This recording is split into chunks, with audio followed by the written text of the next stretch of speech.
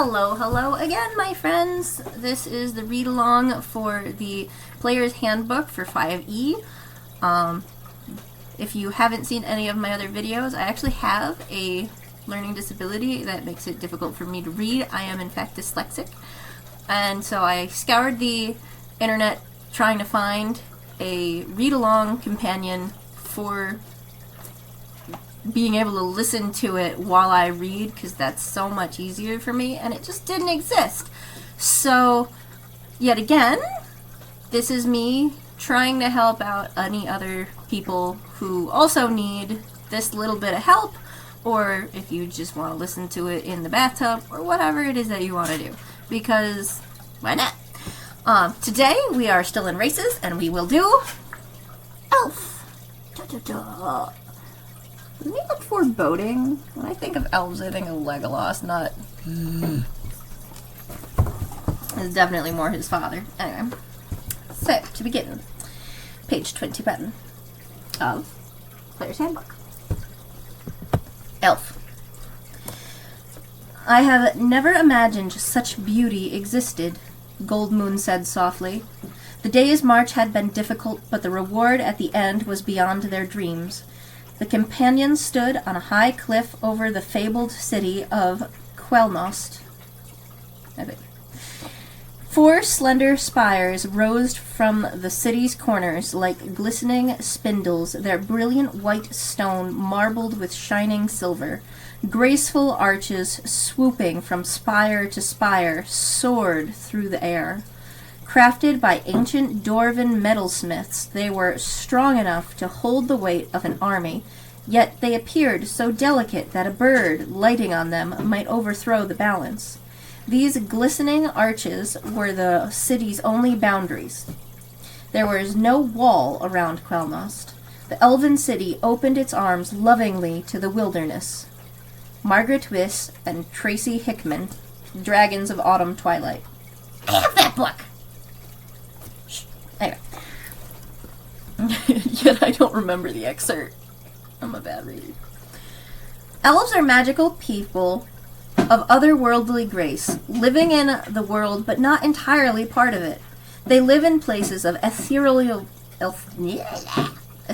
beauty, in the midst of ancient forests, or in silvery spires glittering with fairy light, where soft music drifts through the air and gentle fragrances waft on the breeze.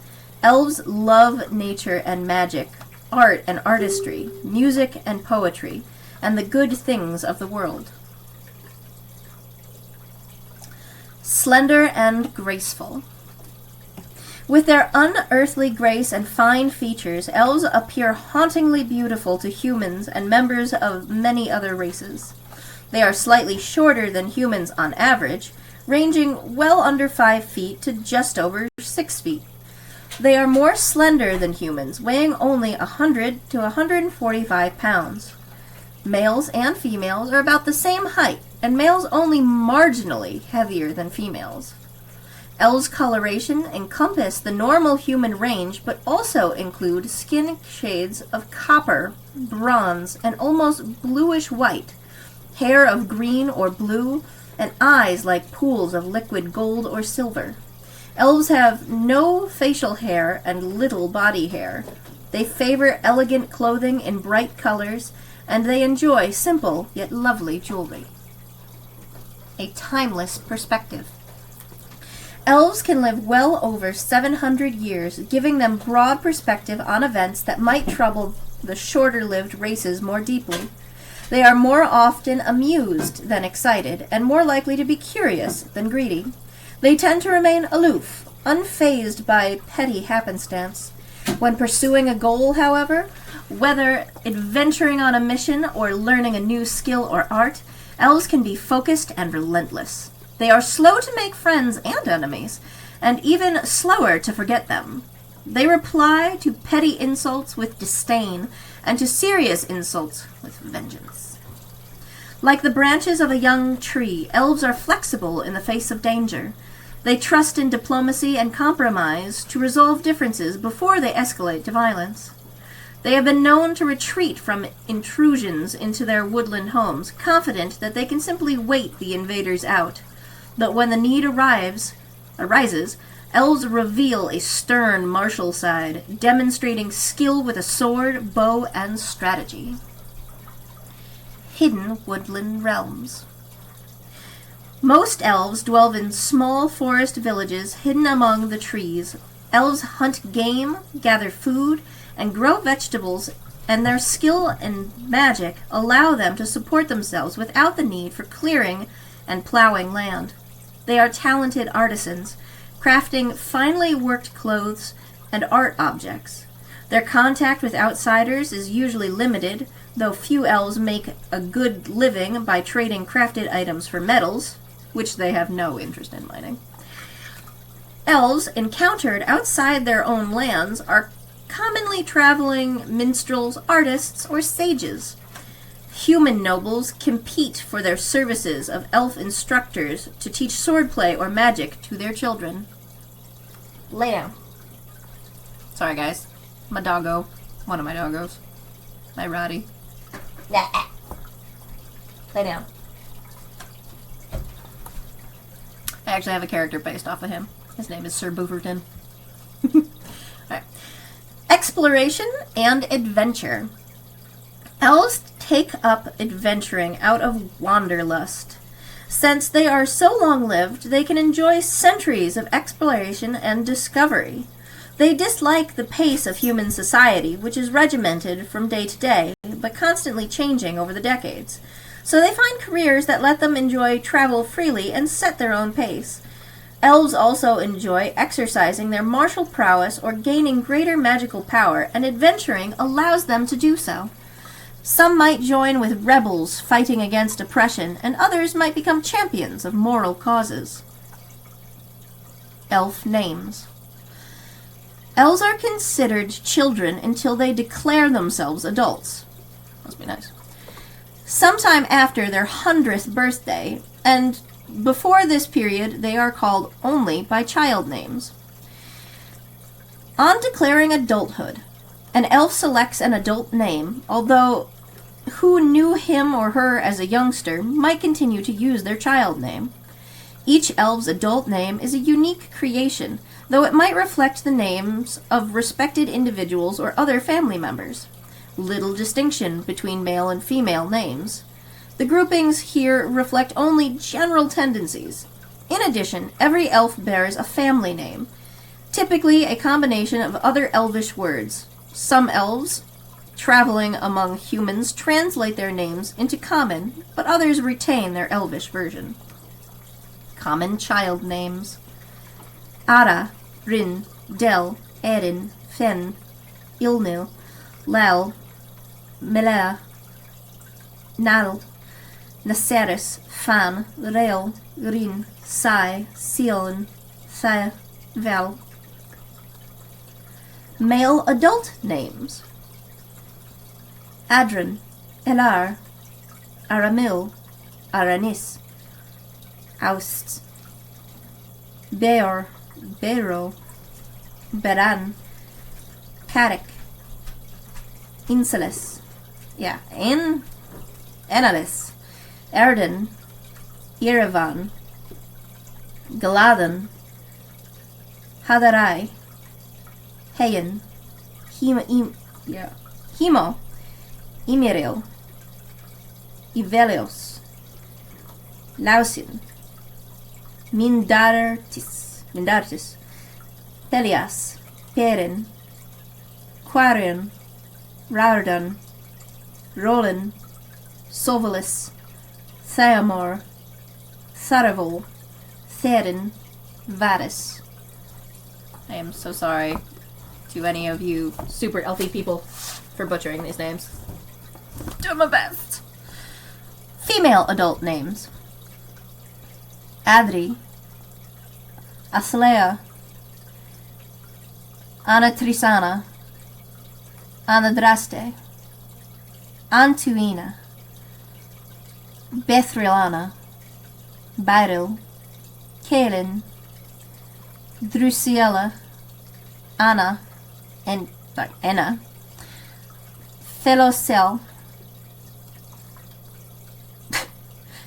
Elenia, Jaelenith, Keelith, Lishana, Leah, Mirael, Mireli, Navara, Quelana, Queleth, Sadel, Shanaira,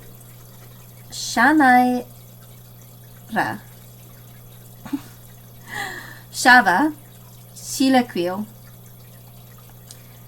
Verastra, Thea, Vadana, Valance, and Zanfila.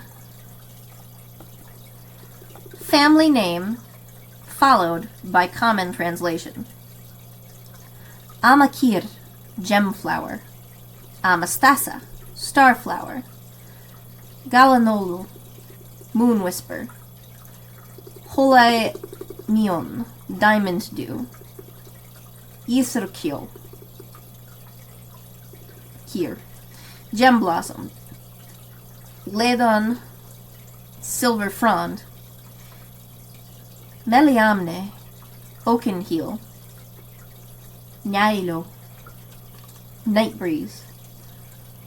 Cyanodal, moonbrook. Xylocent, gold petal. And I'll go back up to the top for this expert section up here. That's page 23. Haughty but gracious. Although they can be haughty, elves are generally gracious, even to those who fall short of their high expectations, which is most non-elves. Still, they can find good in just about anyone. Dwarves. Dwarves are dull, clumsy oafs. But what they lack in humor and sophistication in manners, they make up in valor, and I must admit, their best smiths produce art that approaches even elven quality. Halflings. Halflings are people of simple pleasures, and that is not a quality to scorn. They are good folk. They care for each other and tend their gardens, and they have proven themselves tougher than they seem when the need arises. Humans. All that haste. Their ambition and drive to accomplish something before their brief life passes away. Human endeavors seem so futile sometimes. But then, when you look at what they have accomplished, you have to appreciate their achievements. If only they could slow down and learn some refinement. Elven traits. Your elf character has a variety of natural abilities, the results of thousands of years of elven refinement. Ability score increase. Your dexterity score increases by 2. Age. Although elves reach physical maturity at about the same age as humans, the elven understanding of adulthood goes beyond physical growth to encompass wordless... Let's just restart that whole thing. Age. Although elves reach physical maturity at about the same age as humans, the elven understanding of adulthood goes beyond physical growth to encompass worldly experience. A typical elf claims adulthood and an adult name around the age of 100 and can live to be 750 years old. Alignment. Elves love freedom, variety, and self-expression, so they lean strongly toward gentler aspects of chaos. They value and protect others' freedom as well as their own, and they are more often good than not.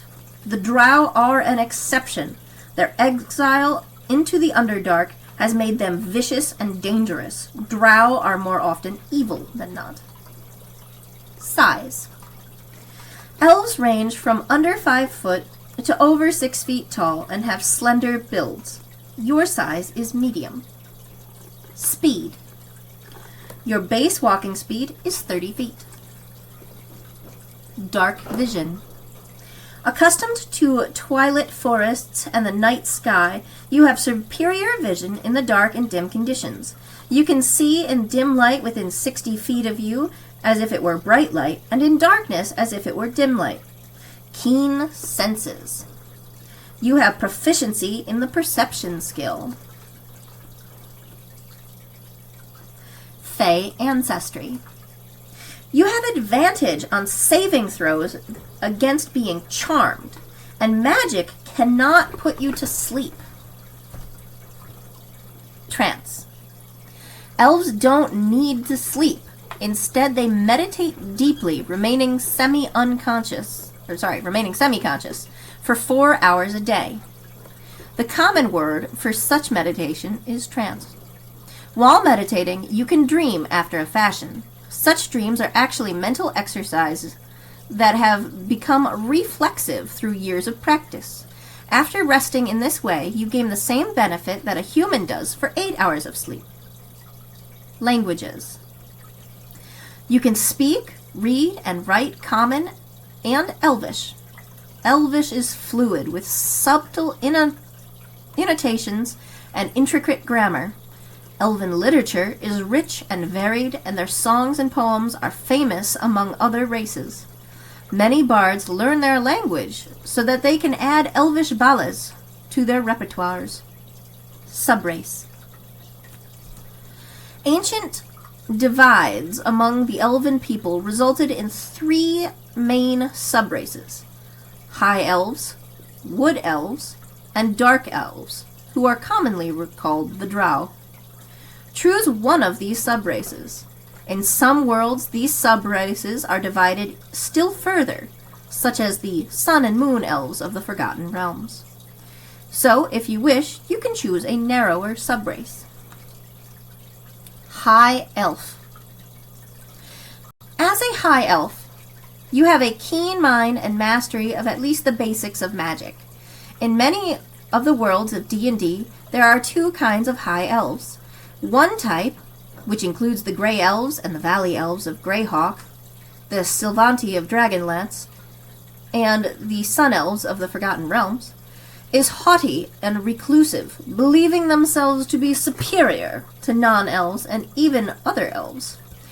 The other type, including the High Elves of Greyhawk, the Qualinisti of Dragonlance, and the Moon Elves of the Forgotten Realms, are more common and more friendly, and less often encountered among humans and other races. The Sun Elves of Faerun, also called the Gold Elves or Sunrise Elves, have bronze skin and hair of copper, black, or golden blonde. Their eyes are golden, silver, or black. Moon Elves, also called Silver Elves or Grey Elves, are much paler, with alabaster skin, sometimes tinged with blue, and they often have hair of silver white, black, or blue, but various shades of blonde, brown, and red are not uncommon. Their eyes are blue or green and flecked with gold. As a high elf, you have an ability score increase to your intelligence of 1. Elf weapon training. You have proficiency with the long sword, short bow, and long bow. Cantrip. You know 1 cantrip of your choice from the wizard spell list. Intelligence is your spellcasting ability for it. Extra language. You can speak, read, and write 1 extra language of your choice. Wood Elf. As a wood elf, you have keen senses and intuition, and your fleet feet carry you quickly and stealthily through your native forests. This category includes the wild elves, Grugrach, of Greyhawk, and the Kakonesti of Dragonlance, as well as the races called Wood Elves in Greyhawk and the Forgotten Realms. In Faerun, Wood Elves, also called Wild Elves, Green Elves, or Forest Elves, are reclusive and distrusting of non-elves. Wood Elves tend to be copperish in hue, sometimes with traces of green.